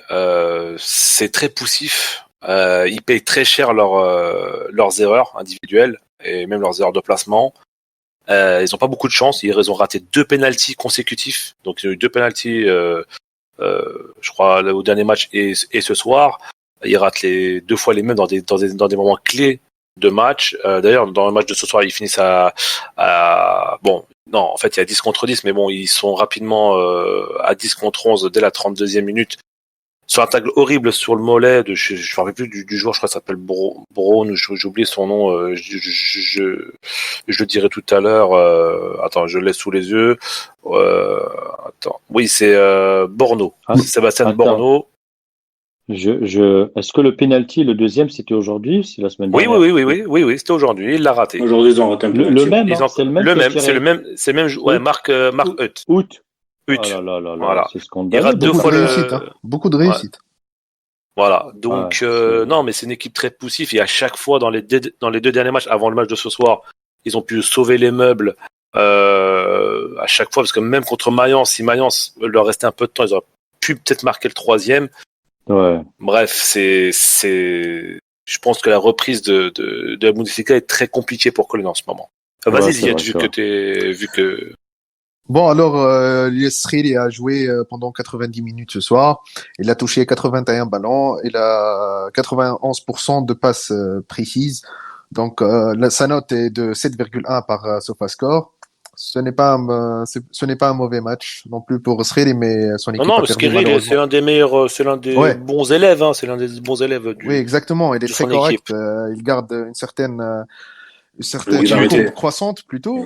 Donc ça fait plaisir de le voir et comme je l'ai dit lors du podcast dernier, c'est mon chouchou cette année. Hein. Mais, pour beaucoup de Tunisiens, t'inquiète pas. Oui. Donc le classement de Cologne, ils sont à 34 points. Ils sont 11e. Ils sont dans le ventre mou. La première équipe relégable, c'est Fortuna Düsseldorf avec 27 points. Donc il y a 7 points de différence entre Cologne et la première équipe relégable. Attention, franchement, c'est pas beaucoup. Oui. C'est pas beaucoup. C'est pas beaucoup. Exactement. Et vu la dynamique, c'est serré quand même. Vu la dynamique de Cologne, s'ils prennent pas très vite des points, là ils ont en 3 matchs ils ont pris que 2 points sur 9 possibles. Dans 2 à domicile contre des équipes du bas de classement. Très moyenne. Exactement. Ouais, c'est un peu inquiétant c'est un peu inquiétant. Et la spirale. Bon, Offenheim aussi, c'est pas aussi mal que ça parce que il joue une place qualificative pour l'Europa League. Ils sont 7e. Non, Offenheim, c'est une bonne équipe. Hein. Ouais, voilà, ils sont à 39 points derrière Wolfsburg qui sont à 42. Donc c'est un peu serré. Offenheim qui fait une très bonne saison cette année. Ziad, Offenheim, ils ont 39 points. C'est-à-dire que si ce soir Cologne aurait battu Offenheim, voilà, exactement. J'allais mentionner ça. Exactement. Il serait passé devant. Donc, il serait passé devant. Donc, et en plus, ils seront très proches de Wolfsburg et probablement une place qualificative pour l'Europa League. Donc voilà. Ils ont raté quelques points. Disons que peut-être que les 2 prochaines journées de Cologne seront décisives pour le reste de leur saison. Oui, je pense que les prochains matchs vont être risquent d'être assez importants. Walid, vas-y pour Skiri. Alors Srili, en fait, c'est un joueur que j'apprécie particulièrement. Les stats qu'avait donné Ziad, c'est Monsieur Chiffre. Il a raison, Monsieur Opta. Monsieur Opta. Le statisticien. C'est ça, confirme un peu toutes les physionomies de match que fait Srili. Srili, c'est un joueur très appliqué, très intelligent. Très intelligent. Une fois, il a fait un slalom. Moi, j'étais. Oui, c'était au match dernier. Non, c'était il y a 3 matchs déjà. En début de saison, je crois. Non, c'était là. Il y a la semaine dernière où il dribble. La semaine dernière, oui. La semaine dernière, il y avait 2-0 pour Cologne et il rate le 3e et après derrière, je crois que c'est Mayence qui revient. Walid parle de son but en début de saison où il met un but. D'accord. Moi, je suis resté sur le. D'accord. Moi, je l'ai oublié. C'est de ça, Walid, dont tu parlais. Exact. Oui, c'est un joueur qui n'est pas très spectaculaire. Il est toujours dans les clous et c'est un profil que les Tunisiens n'aiment pas beaucoup. Quand il joue en équipe nationale, c'est un joueur qui passe inaperçu, alors que il finit toujours parmi les 2-3 premiers. Non, mais pour revenir sur ce que tu viens de dire par rapport aux Tunisiens qui aura les matchs de l'équipe nationale, ne pas voir la qualité de ce joueur dans notre milieu de terrain et dans la régulation de notre jeu, faut être aveugle. Faut vraiment être aveugle. Je suis désolé. Pour moi, Skiri, il est 100 fois titulaire dans l'équipe nationale, indéboulonnable. Mais vraiment Absolument indéboulonnable. d'accord. Absolument d'accord. Voilà. Maintenant, la façon de voir les choses, tu sais, Il nous fait tellement de psychologiquement, bien au milieu de terrain, c'est incroyable. Mais c'est vraiment. ça, Khalid. Le spectateur, en fait, on peut en parler après dans un sujet à part. Quand on regarde un joueur ou un match ou un coach, généralement, ce qui se passe dans la psychologie, c'est que le cerveau va se concentrer sur un seul détail. Par Mhm. exemple, un petit pan, un entraîneur qui Oui, va mais lui, il est pas là crier. pour ça. Il est pas là pour ça. Justement, Il est pas là pour justement, mettre des petits ponts, pour dribbler deux, trois joueurs. C'est pas son rôle. justement, Pas ça. son rôle est très important. Il est vraiment indispensable. Il joue très juste. Il est toujours bien noté C'est vrai. parce que il est évalué sur une base objective avec des chiffres, nombre de passes réussies, passes clés, les passes ayant amené des buts, nombre d'interceptions. Il est toujours bien. Je crois qu'il est toujours dans le top 3 à Hull. Oui, oui, oui, exact. Ouais. Après, le spectateur lambda, je dis, voilà, spectateur lambda, ça veut dire la personne qui va regarder un match, qui va envie de se divertir. Mhm. Je dirais globalement, je dis pas que c'est 100% des gens qui le font, mais globalement, c'est un joueur qui ne plaît pas, entre guillemets. Pourtant, D'accord. c'est un joueur Après, qui est. moi, Walid, moi je trouve que, enfin, sur cet avis-là, sur des gens, enfin, des supporters de la sélection sur Skiri, moi je pense qu'il y a quand même, il a une certaine grosse cote de sympathie quand même chez beaucoup de supporters de la sélection ou chez les observateurs. Enfin, du moins de ce que j'ai entendu, moi. Et je trouve qu'en tout cas, bon là on est un peu tous d'accord là chez Teshkila sur le fait que c'est sur lui qu'on doit baser, on va dire, notre équipe, quoi. Exactement. C'est-à-dire C'est que un des cadres, c'est un des cadres de voilà, notre futur et notre futur, exactement. son arrivée en sélection, parce que je crois que c'est après en sélection, c'était contre le Costa Rica, à Nice, en amical. Tu y étais d'ailleurs. J'étais au stade justement, et je me rappelle que les supporters qui étaient présents, du grand, jeune, étaient unanimes pour dire que c'était un joueur qui jouait très très propre au ballon et qui avait offre un cardio énorme parce qu'il a un cardio monstrueux. C'est vrai. Et bon, après, bien entendu, il y a toujours des gens en Tunisie on préfère des trucs, des milieux techniques. Oui, etc., on peut faire les Msekni, les Kazri, les Slit, bien sûr. On peut pas avoir 11 joueurs techniques après dans une équipe. C'est pas comme ça que ça marche. Non. Mais le public tunisien, il veut 11 Messi. Hein. Ouais, c'est ça. Sachant qu'on n'a jamais eu de joueur de niveau en Tunisie. Mais bon, bref, ça, c'est un autre débat. Ça. Mais voilà, je pense que Skiri, voilà, il est dans sa continuité. Il est dans ses standards. Et c'est une très bonne chose pour nous et pour la sélection. Voilà. Ouais, et moi je confirme en fait que pour parler de Sril, il faut toujours le faire avec des chiffres. Oui, et c'est pour ça que je remercie Zied, parce que si on va dire Sril a fait un bon match, on va dire voilà, il fait des choses normales. Moi, il me rappelle un peu un profil à la Hossein Regd. Moi, j'aime beaucoup Hossein Regd. Hossein, il est un peu mal aimé en Tunisie, malgré qu'il a été capitaine à l'Espérance. Il a fait une carrière excellente en équipe nationale. Mais c'est toujours, tu vas entendre, non, voilà, il a raté un contrôle, il a fait machin. Moi, Reged, je trouve beaucoup moins technique que ce qui est. Excuse-moi, j'allais rebondir sur ça. Ouais. Non, parce que moi, Reged, je l'ai suivi au PSG parce qu'il sort du centre de formation du PSG. Ouais. Et c'était l'une de ses lacunes, c'était le manque de technique, de justesse de contrôle, la relance. Donc, c'est un peu Skiri, c'est 2 crans dessus, hein, mais largement. 2 crans. Mais facile, hein.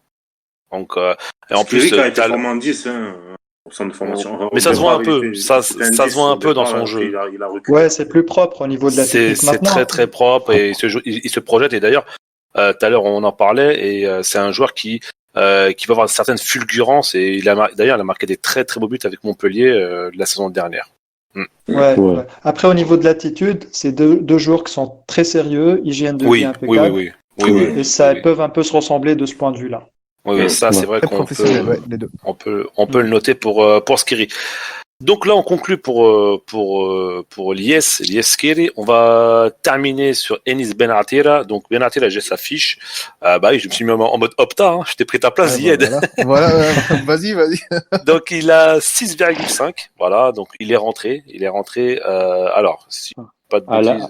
À la 59e minute, il a joué à l'heure du jeu. 31 minutes. À l'heure du jeu. Oui, 31 minutes, exactement. Il a touché 25 ballons, il a fait 16 passes, donc 80% de réussite. Donc très peu de ballons perdus. Ils disent qu'il a un tir. Donc il a fait un tir non cadré et un tir qui a été arrêté par le gardien. Donc il a été assez pas mal. Il a mis d'ailleurs une frappe sur le poteau. D'accord. Oui. Il a aussi manqué une grosse occasion aussi.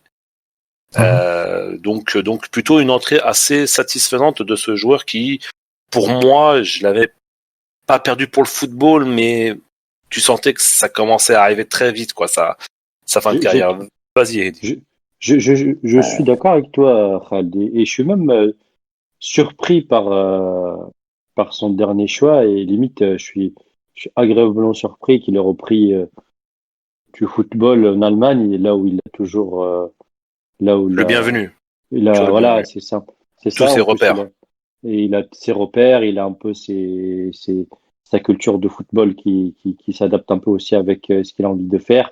Karlsruhe, c'est une équipe qui est en D2 et qui lutte un peu pour son maintien et sa survie en Bundesliga, en deuxième division. Après, bon, il était suspendu parce il est juste avant le confinement, il avait pris un carton rouge. Donc Il a pris 2 matchs. Il a pris 2 matchs, donc là il est revenu, il a joué à Hanovre pour un match qui est quand même pas très facile. Donc son équipe ils font un 1, je pense qu'il fait une très très bonne entrée en jeu et j'espère que le prochain match il sera titulaire, quoi. Espérons-le pour lui. Sofiane, vas-y sur Benati là. Bon, moi, Anis Benatira, c'est un joueur que j'apprécie beaucoup. Déjà, quand il jouait, que ce soit à Hertha Berlin ou même quand il vient à l'Espérance, c'est un joueur que je trouvais assez intéressant. Après, bon, je pense que qui dit Anis Benatira, au vu de sa carrière et de son potentiel, dit surtout énormément de malchance, parce que c'est quand même un joueur, voilà, beaucoup de blessures, beaucoup de malchance. Et des blessures graves en plus. Exact. Et le fait, je pense que voilà, que ça a vraiment tué sa carrière, donc il aurait pu largement faire mieux. Et la preuve, ce qu'on retient de lui au jour d'aujourd'hui, c'est son passage au Hertha Berlin, parce que quand il était au Hertha Berlin, c'était peut-être c'était son pic. C'était son pic. Et de deux, parce que aussi c'est un enfant de Berlin, c'est-à-dire qu'il est né à Berlin et c'est un Berliner, comme ils disent en allemand. Et c'est un gars de Wedding, donc le même quartier que les frères Boateng. Ils ont grandi ensemble d'ailleurs, ce sont des amis d'enfance.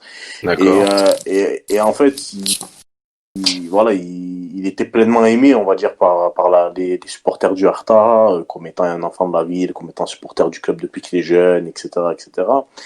Et en fait, j'ai l'impression que dans tous les autres clubs où il a joué, surtout à l'étranger, en Turquie ou même à l'Espérance, j'ai l'impression qu'il n'était pas à l'aise, en fait. Il n'était pas à l'aise. Et que son top pour lui, c'est de jouer en Allemagne. C'est-à-dire qu'il a été formé en Allemagne. Et je pense qu'il ne peut jouer qu'en Allemagne. Il peut jouer son top qu'en Allemagne, quoi. Entièrement d'accord, Sofiane, sur ce point. D'ailleurs, Eddy, tu parlais de culture. Je me rappelle que le passage quand même d'Enis Benartir en Tunisie était très mitigé, surtout après le fameux match du derby où il refuse de célébrer. Et là, il s'en mêle les pinceaux comme pas possible. Il fait une vidéo apparemment qui n'a pas été bien comprise. Derrière, il refait une autre vidéo pour expliquer la première vidéo, alors que et que finalement on comprend rien, comprend pas les motifs, ce qu'il voulait dire. Un vrai décalage culturel qui ne lui a pas permis de s'exprimer en Tunisie. Et moi aussi, je suis vraiment agréablement surpris de le voir rebondir à Karlsruhe. C'est une grande école, Karlsruhe. Hein. Oui.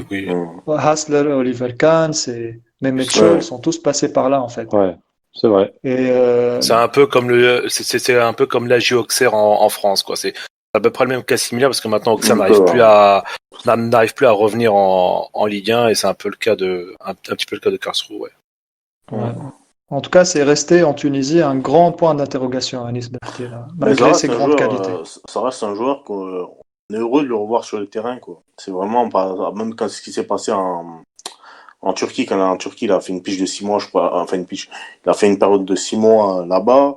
Ce qui s'est passé aussi avant, quand il a été résilié pour, soi-disant, comme quoi il finance. Parce qu'il y a eu un gros quiproquo sur, justement, parce qu'il est beaucoup dans l'humanitaire, Anis Benatira.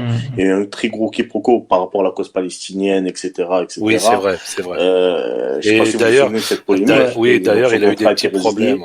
Exact. Et d'ailleurs, il a assumé jusqu'au bout, et ça, c'est tout à son honneur. Exactement, exactement. Il a toujours assumé ses convictions et c'est quelqu'un qui est très timide et qui s'exprime pas beaucoup dans les médias, mais qui en tout cas, ça fait plaisir en tout cas de revoir sur des terrains que ce soit en Zweite Bundesliga ou bien peut-être le revoir peut-être en Bundesliga l'année prochaine, on sait pas. Et voilà. En tout cas, Très, je souhaite, Ouais, je lui souhaite une excellente continuation. Voilà. ouais. très S'il bien. écoute le podcast, on le dit à Nice, bonne continuation. Ah oui, Et, Dankeschön, Exactement. hein, on Bah, dit de toute et, façon, on et, va, on, au on est revoir. on est vu qu'il derrière est revenu dans toi. le game, ça y est, hein. Vu que maintenant il est revenu dans le game, on va suivre ses matchs en Division 2 avec Dudziak, avec Hambourg. Exact. Ouais. Voilà, donc sur ce, on conclut l'émission, mais avant de se dire au revoir et se donner rendez-vous pour le troisième épisode et peut-être même un épisode à thème, on va chacun dire un mot de fin sur une activité qui nous a touchés. Et dis tu commences, après Sofiane Walid et Zied, et moi je terminerai sur mon mot de la fin. Vas-y, Hedi. Ok, merci. Donc, pour mon mot de la fin, je vous avoue que j'ai beaucoup réfléchi. J'avais beaucoup de sujets qui m'intéressaient. Et finalement, mon choix a été fait par rapport à une actualité qui me fait un peu mal au cœur pour le club africain, ce grand club et cette grande institution en Tunisie. Et je voulais adresser un petit message à Monsieur Abdeslam Youn, c'est l'actuel président du club africain, pour le dire que le club africain, je suis un peu sur la fiche Wikipédia de ce grand club et en regardant un peu la liste des présidents qui sont passés par le CA, par le club de Très longue liste. Belgique.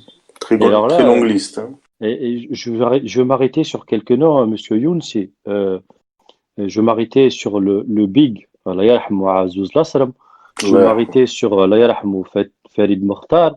Je vais m'arrêter D'ailleurs. peut-être aussi à Mahmoud Mestiri, le grand Mahmoud Mestiri, pour ceux qui connaissent la politique et la Tunisie, l'histoire de la Tunisie. Je peux aussi m'arrêter à Hamad Bousbi, à Farid Abbas, à feu Farid, Sherif Bellamin, euh, même Kamel Edir, qui a fait un excellent passage à la tête du club africain, à Saïd Naji, à Farid Abbas, Fodembaza. Fadel Fodembaza. Mbaza, et tous ces grands noms qui ont marqué l'histoire du club africain. Ok, voilà, ces gens-là, il y en a beaucoup qui sont déjà partis, euh, qui ont laissé derrière eux, je pense, beaucoup d'histoire et beaucoup d'amour. Et je vais te dire une chose, Abdel aussi. Qu'est-ce que tu vas laisser, toi, au grand club africain aujourd'hui? Qu'est-ce que tu vas laisser? Qu'est-ce que tu vas laisser?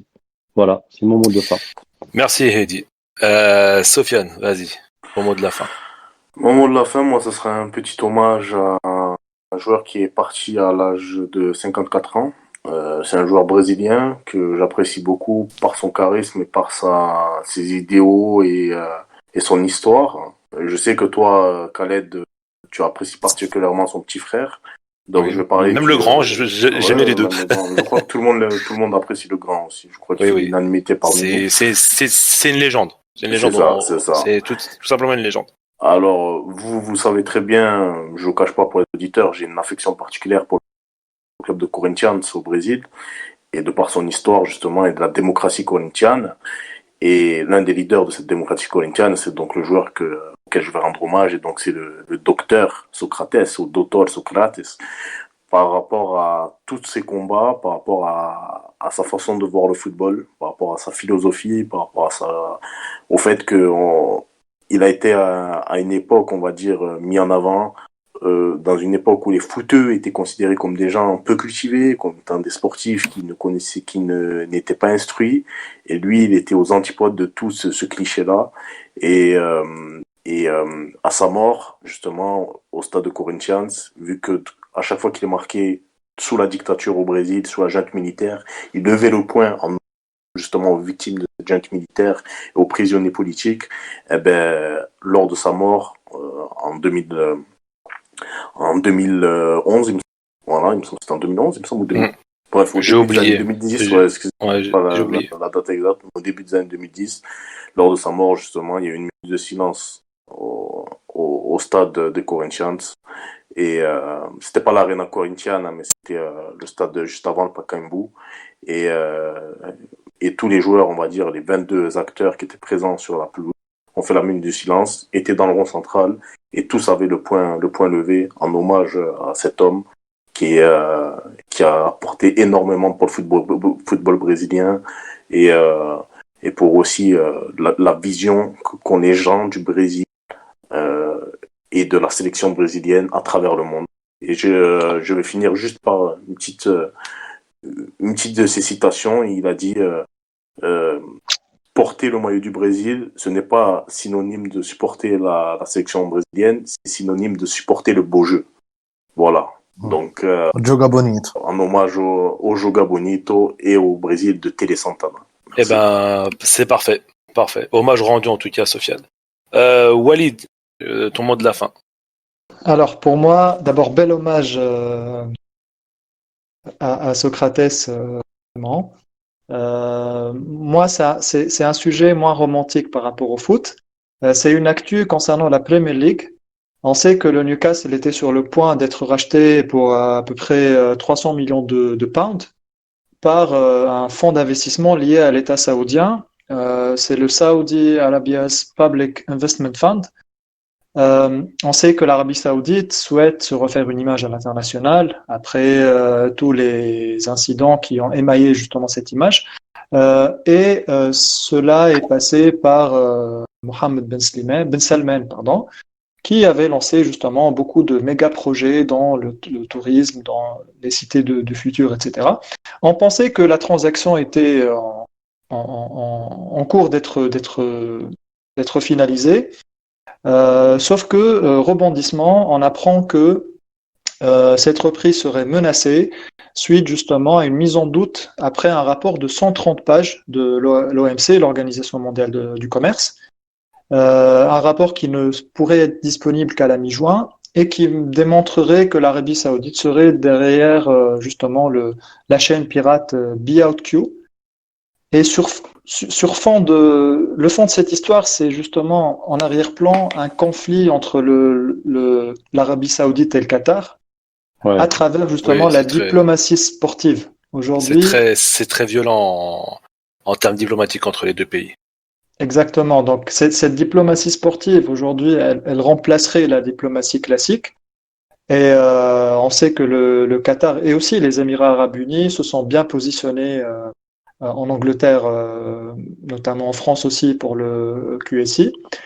Donc justement, gros point d'interrogation sur cette histoire de rachat de Newcastle. Et je pense qu'on n'en est pas. On va en redébattre, oui. On va en redébattre. Dans d'autres podcasts, bien évidemment. En tout cas, merci Walid pour pour ton mot de la fin, Zied, et moi je conclurai derrière. Alors, pour moi, je vais évoquer une date importante dans l'histoire du football argentin. Il y a toujours un stade mythique qui a fêté J'avais un doute sur ton choix, Zied. Je sais pas pourquoi. Ah bon, c'est quoi? Moi aussi, c'était entre quoi et quoi, ton doute? Ironie, c'est de l'ironie, c'est de l'ironie. C'était l'Argentine ou l'Argentine. Voilà, c'est bon. Donc du coup, tout le monde est content. Alors, je voulais parler de 80e anniversaire de la Bombonera, le stade mythique de Boca Juniors. Ce stade a été, ce stade a été. C'est l'un des plus, en tout cas, c'est un stade mythique, hein. C'est, tous les fans de football veulent se rendre. Non, en fait, ce qui est beau avec ce stade, c'est son architecture qui est vraiment atypique. Unique. D'ailleurs, unique. Et d'ailleurs, j'ai vu sur Instagram qu'il y a beaucoup de projets pour terminer, entre guillemets, ce stade qui est un petit peu coupé pas en deux, mais presque. Voilà. Ouais, et j'espère je te laisse terminer, j'espère qu'il va pas perdre sa splendeur, parce que franchement j'ai vu les photos et ça n'a rien à voir avec ce stade-là qu'on connaît tous. Bon, bref. Donc ce stade a été inauguré le 25 mai 1940 par un match amical entre Boca Juniors et San Lorenzo. Et un petit coucou à notre cher Walid là, qui est un fan de San Lorenzo. Donc voilà, il vient de confirmer. Le stade qui a vu défiler des vedettes telles que Maradona, Tevez, Juan Román Riquelme, Batistuta, au fil des années, se transforme en véritable chaudron grâce à la DOCE et bien sûr le groupe de supporters de Boca Juniors. Donc voilà, il porte depuis 2000 le nom de l'ancien président de Boca, c'est l'Estadio Alberto José Armando. Et bien sûr, chaque année, tout le monde se penche vers, regarde devant sa télé le fameux Super Classico entre Boca et River, et c'est le Quel stade, match magnifique. oui, c'est le match vraiment que tout le monde attend tout au long de l'année. Et voilà, je voulais rendre un petit hommage à la Bombonera et j'espère que j'y serai un jour. J'espère en tout cas. En tout Inch'Allah. cas, je connais des Ensemble. chansons de Boca, ça c'est sûr, donc je manque juste d'un billet d'avion, il n'y a pas de problème. D'ailleurs, pour terminer sur le mot de Ziyed, il y a une super série de plus de, je crois, de 4 ou 5 épisodes sur Netflix pour voir Ouais, Boca. l'ambiance de Bombonera et de Boca Juniors, et aussi sur le club de River Plate, l'ennemi juré de Boca Juniors. Le plus grand club d'Argentine, bien entendu. Si tu le dis, Non, si non, tu le non, dis, mais ouais, non. si tu le dis. Non, non, non, non, non. On va pas partir en débat. À toi, Khaled. Allez, à moi. Donc moi je voulais rendre hommage à une dame dont j'avais vu le reportage, qui date du 31 décembre 2019 sur la chaîne Nawat. Il m'a beaucoup touché. C'est une dame qui est présidente de l'équipe sportive de El Hlel Melassine en Tunisie. Ouais. Super reportage, donc je vous invite vraiment à le regarder, qui dure 6 minutes, pas loin en plus. Déjà de trouver une dame qui est dans le sport, qui est le football, dans un pays musulman, ça court pas les rues. Dans le football, encore moins. Et dans un quartier défavorisé en Tunisie. Hayya Hellel, hein. Hayya Hellel, Ouais. j'ai dû mal prononcer, désolé.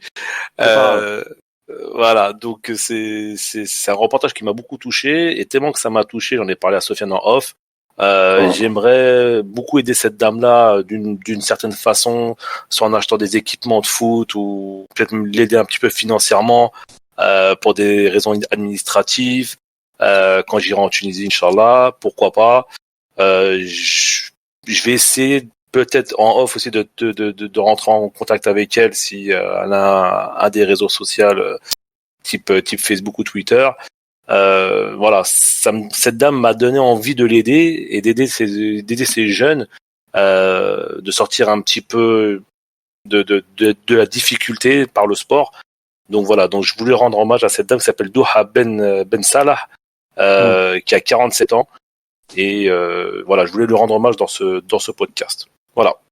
Bravo pour le choix, Respect Khaled. à elle. Bravo. Bravo. Et bravo Ouais. aussi, Khaled, hein, ouais. Merci, c'est gentil.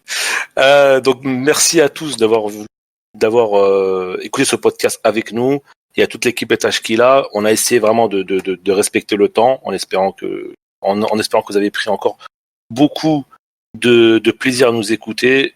Et Hedi, je te remercie. Sofiane, Walid, merci pour ta Merci. première. Tu as été parfait, Walid, pour ta première. Plaisir partagé. Voilà, Merci, Zied, merci à vous comme tous. d'habitude. Merci à Je vous, les je gars. vous laisse tous dire au revoir, et je coupe juste derrière. Vas-y, Hedi, et dans l'ordre.